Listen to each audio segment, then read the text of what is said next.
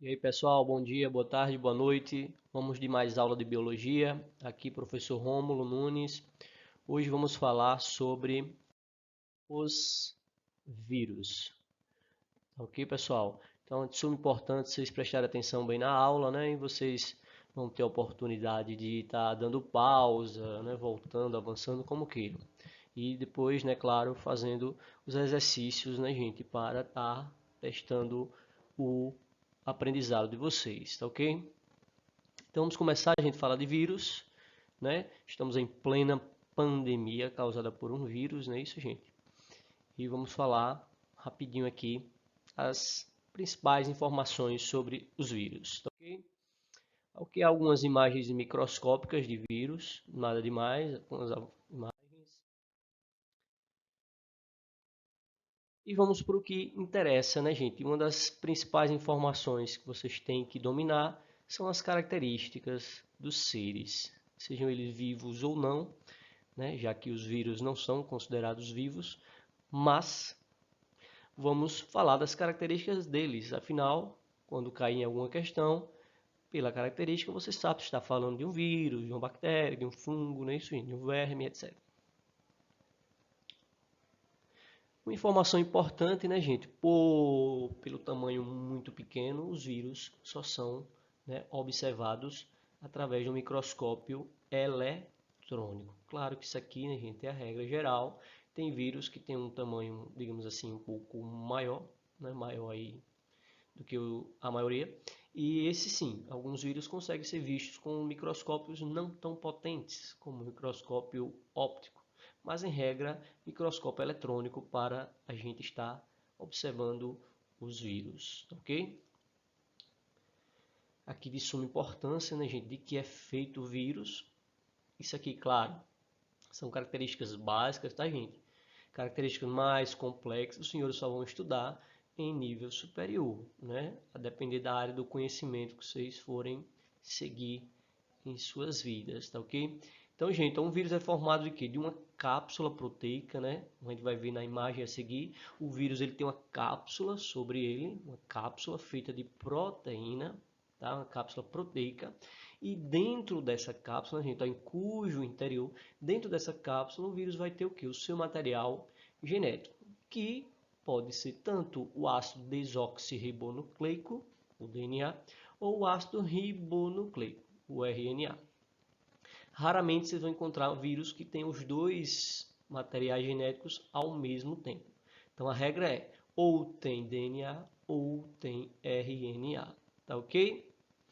Tem aqui uma exceção, por exemplo, de um vírus, né, o da herpes, que tem os dois materiais, mas não é a regra, é a exceção, tá ok? Claro, né, gente, que os vírus também possuem outras cápsulas, por exemplo, o nosso queridinho aí, né, o causador, né, da Covid-19, o coronavírus, ele tem um envelope de gordura sobre sua cápsula proteica ainda, né? Isso dá mais resistência a ele fora do organismo vivo. Por isso a importância da gente estar fazendo a higienização correta para que esse vírus não consiga entrar no organismo vivo. Por isso, já que ele tem um envelope de lipídio, né, de gordura, o que é bom para tirar gordura, né, gente? Não é sabão que a gente usa, né, detergente.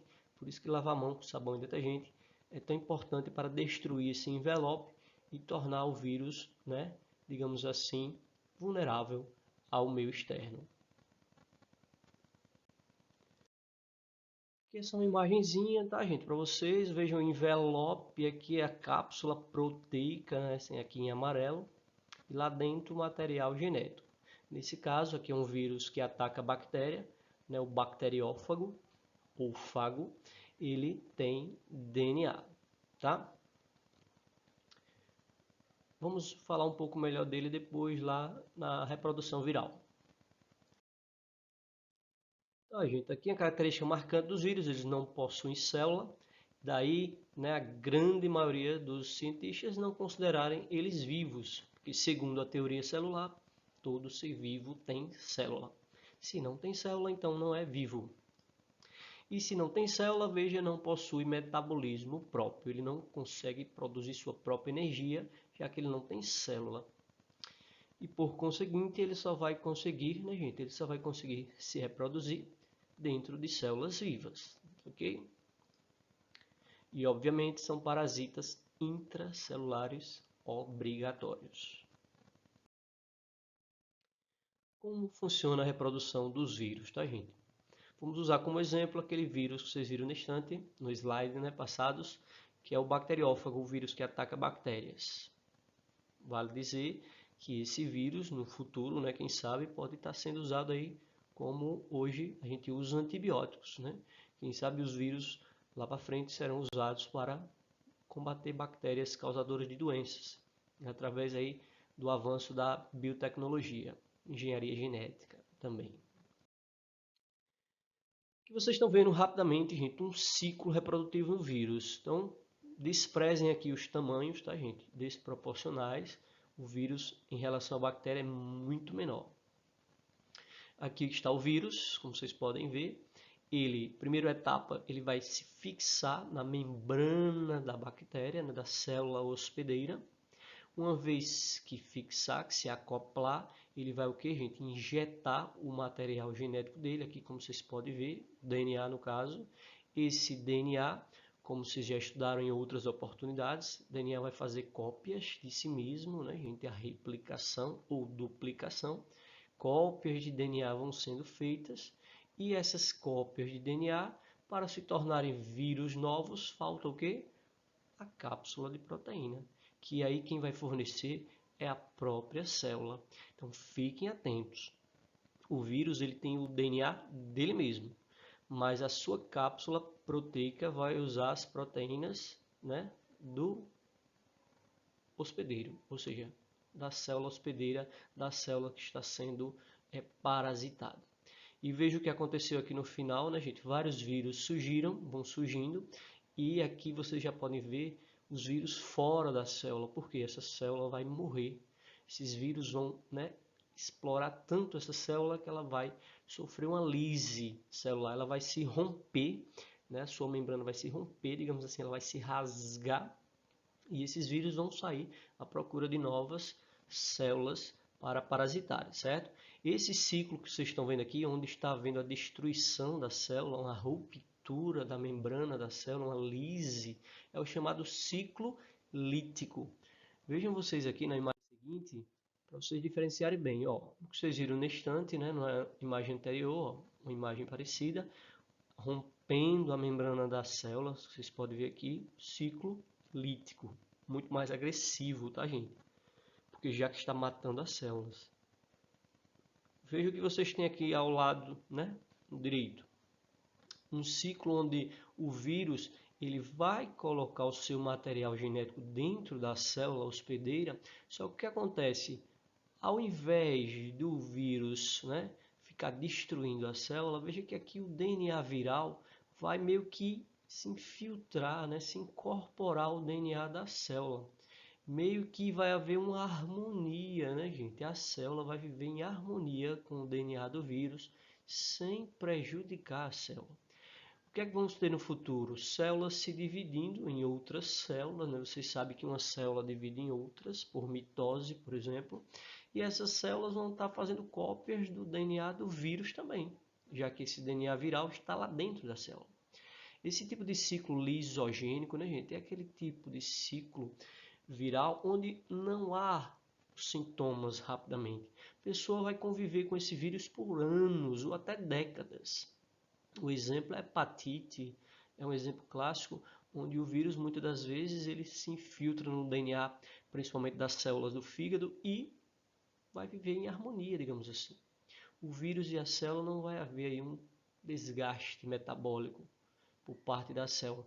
Logo, esse ciclo lisogênico, não esqueçam, ele é mais suave, digamos assim, ele é mais traiçoeiro, né, gente? O vírus vai se multiplicando sem chamar a atenção do nosso sistema imunológico, tá ok? Já o ciclo lítico, muito mais agressivo, né? Ele já chega chegando, né, gente? Na voadora mesmo, né? Um exemplo clássico, o vírus Ebola, né? Que é muito agressivo, tá ok?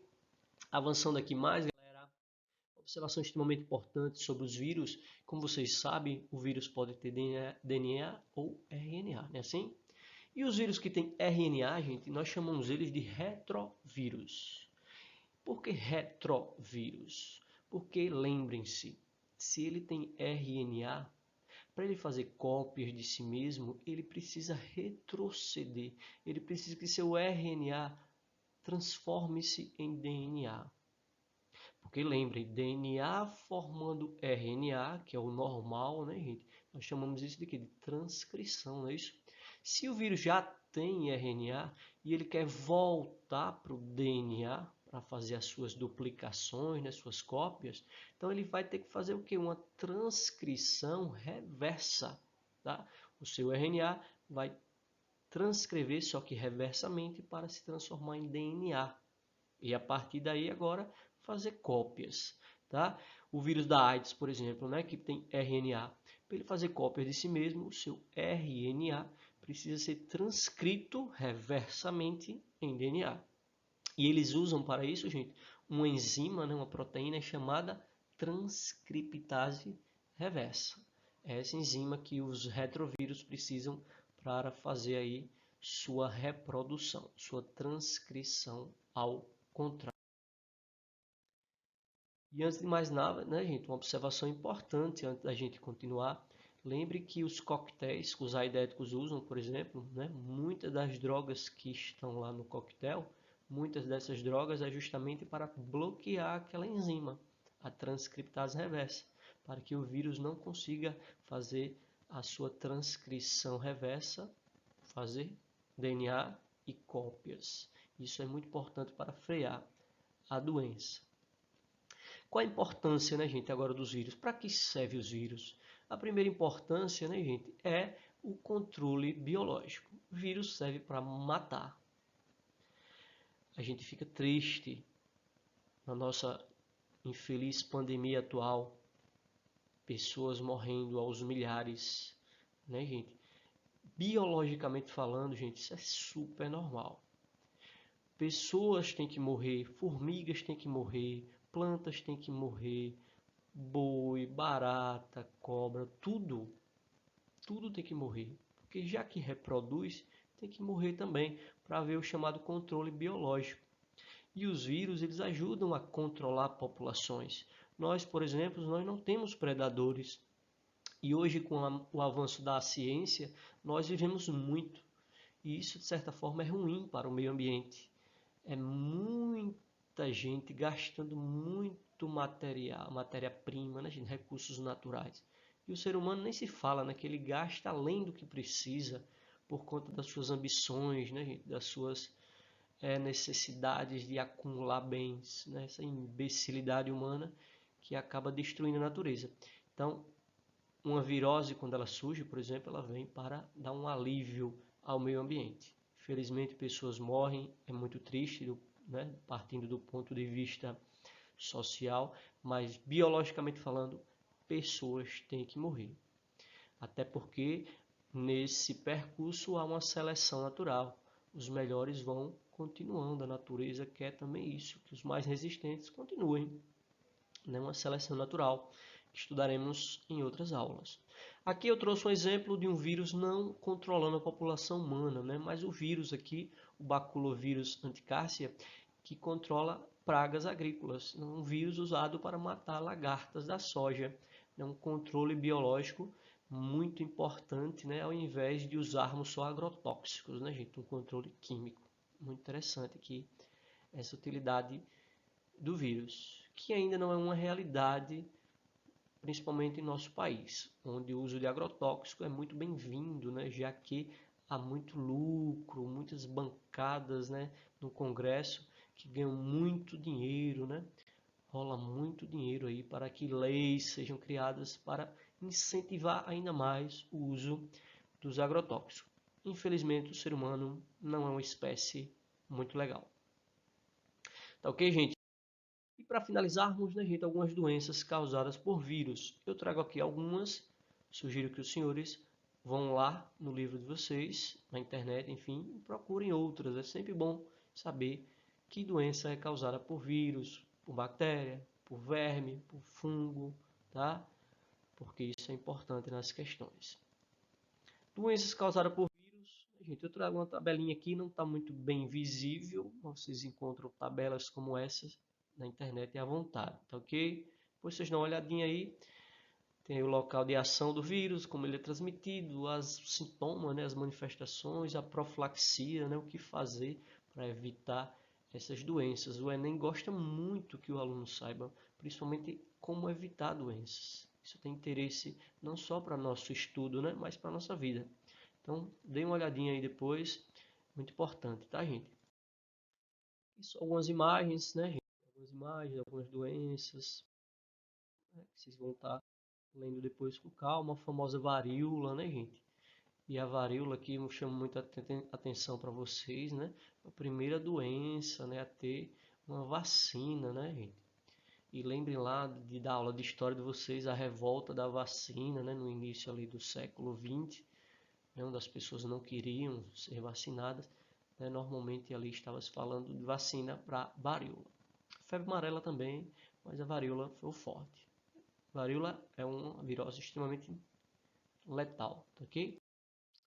Algumas imagens, uma criança com varíola. Rubéola, né, gente, que é muito perigoso na gestante, é um vírus que tende a atacar bastante o feto. Catapora, tá? Dentre outras que vocês vão estar estudando com certeza, né, gente? Para finalizarmos, gente, acabamos os vírus e eu já trago nessa aula, já na sequência, já que é rapidinho, os chamados prions, né? Isso já caiu no Enem algumas vezes e muita gente nunca ouviu falar. Prion. O que é um prion? Se vocês olharem ali na tradução, né? Meio livre, vamos fazer uma tradução livre, né? Os professores de inglês aí não xingar a gente. Mas, enfim, é uma proteína, uma partícula proteica, digamos assim, um pedaço de uma proteína que causa uma infecção. É uma proteína, não uma proteína boa, né, gente? Aquela proteína que está no nosso músculo, no nosso osso, no nosso cabelo, mas uma proteína defeituosa, chamada de prion.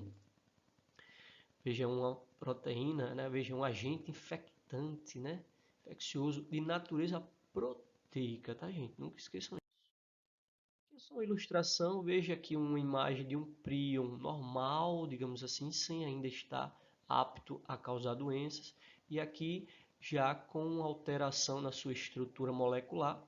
As proteínas, né, gente? Ela tem uma estrutura espacial e uma mudança nessa estrutura pode tanto torná-la inativa, não serve para nada, ou, infelizmente, causar essa desgraça aqui, surgir esse prion patogênico aqui, que causa uma famosíssima doença nos bois, né, gente, nos bovinos, chamada doença da vaca louca, né? Esse é um nome mais, claro, popular, um nome mais técnico, encefalopatia. Veja que é uma doença que ataca o sistema nervoso central, principalmente o encéfalo, cérebro, cerebelo, bulbo, né? Espongiforme, porque o cérebro vai ficar, gente, digamos que com uma consistência porosa, esponjoso, tá?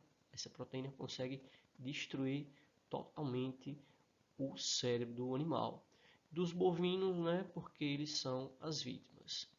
E em humanos, que é muito raro, mas pode ocorrer, né, se nós comermos essa carne contaminada, certo? Uma doença aí é Creutzfeldt de Jacob, né, Jacob aí, que tem uns sintomas semelhantes, né? Aquele destruição do cérebro que vai levar primeiramente, né, convulsões, ataques epiléticos, dores de cabeça absurdas e a consequente morte, tá, gente?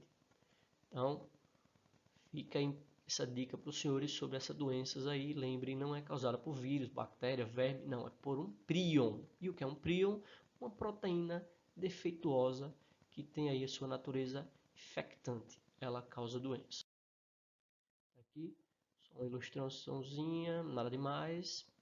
E por hoje é só, tá, gente? Estudem, próximas aulas, novidades, mais conteúdos. Estudem exercícios, exercícios e exercícios. Não deixem a pandemia os tirar da vontade, do interesse de estudar, de viver. Isso é só uma fase e vamos vencer certamente. Felicidades. Tchau, tchau.